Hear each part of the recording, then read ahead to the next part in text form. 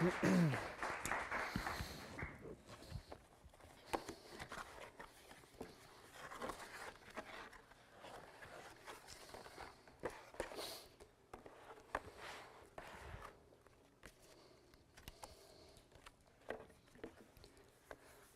Collected Poems of Sigmund Freud.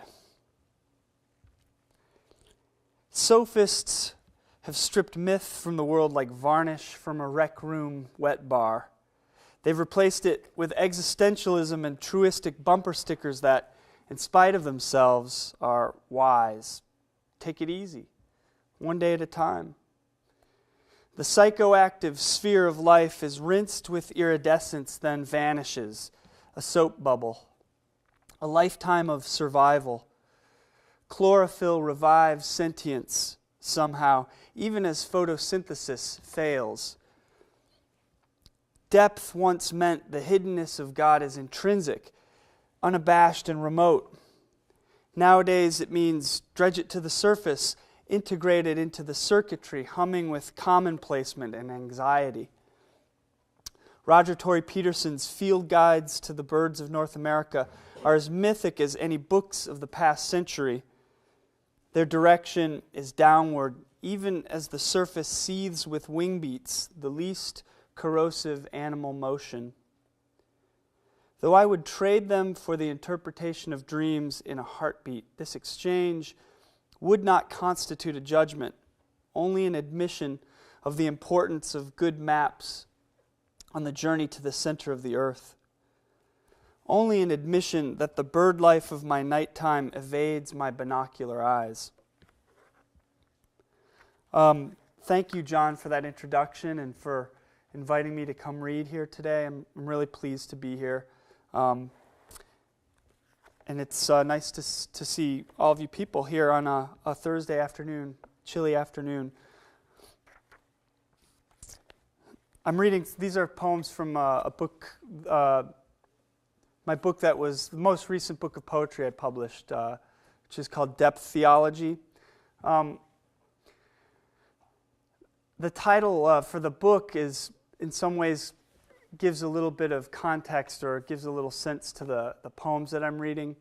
You may be aware of the phrase or the name depth psychology, which is used to refer to any psychology that accepts the existence of the unconscious. So it's mostly Freud, Jung, Adler, things like that. The idea that the unconscious is real. It's not some construct, it's not behavioral, it's not some cognitive issue. It's this thing that's real.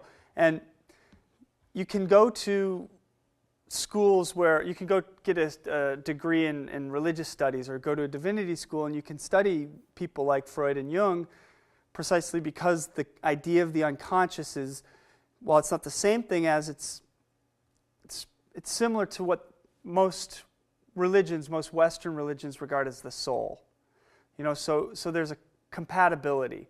Even though Freud was kind of vigorously anti-religious in his thinking, but he obsessively wrote about it. So it's kind of like Nietzsche.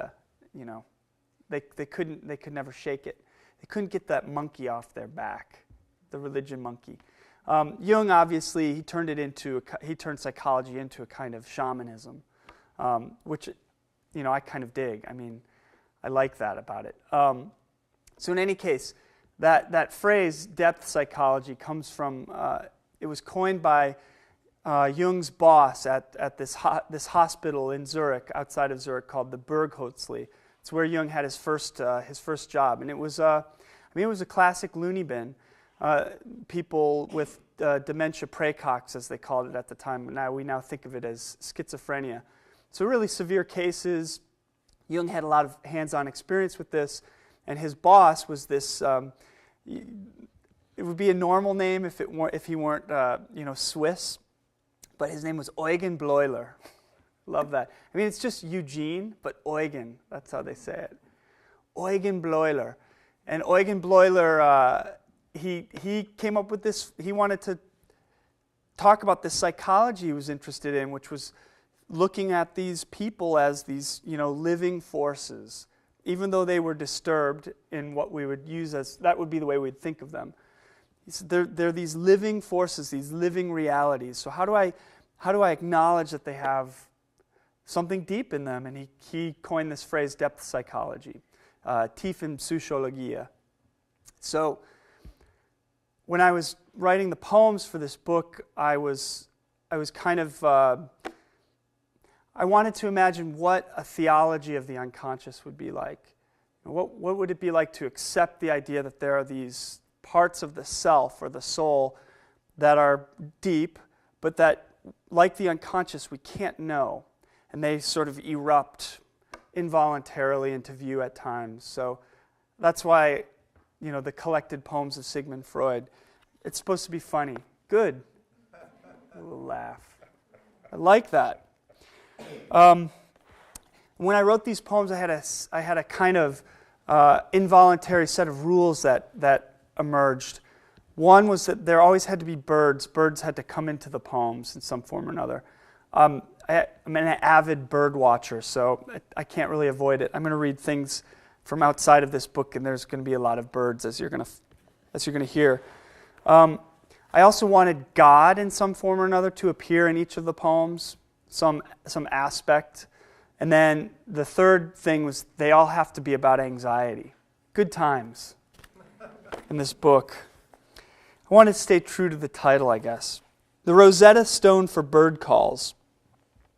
Sometimes I do the thing where I have a title and then I start the poem. Sometimes I do that thing where I have a title and it runs right into the poem. You get to decide. The Rosetta Stone for Bird Calls is the Rosetta Stone for human suffering. Caw equals territorial outrage. Musical flutings upwards equal the days of summer are always declining. Peep equals hunger. Barrage of chirps equals desperate hunger. Hoo equals the nest has been abandoned. Varied pipings equals I surrender my eggs to a predator. Grates and rusty noises equals the distance between us can only be managed by violence. Trill equals inadequacy of desire. Low whistle equals difficulties with lice, with bacteria, with fungus, etc. No such stone ever hewn would translate lightning or torrent a million years elicits. No such stone would bear the incisions of the master's awl. Such a stone would serve instead as instruction manual for building pyramids and museums. When the accipiter in its suicidal plummet snatches the finch, what instrument measures the strum of the vibrating airs? Who sees the God who plucks this lute?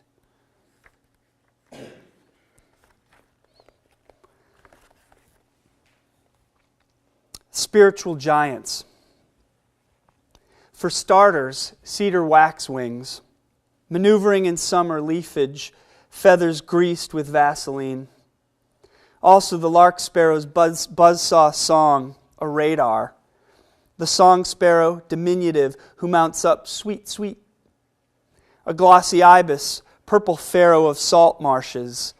Black-crowned night heron, master of an elusive attention, extracting alewives from algae with evolutionary tongs. Blue heron, a god arrow. Saurian, light practices for moonrise on Saturn.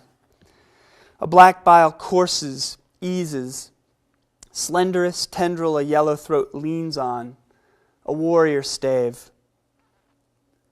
The new Rilke stumbles later on pebbles of foam littered in the never-used party store parking lot, enumerates natural foibles he avoids yet harbors nevertheless.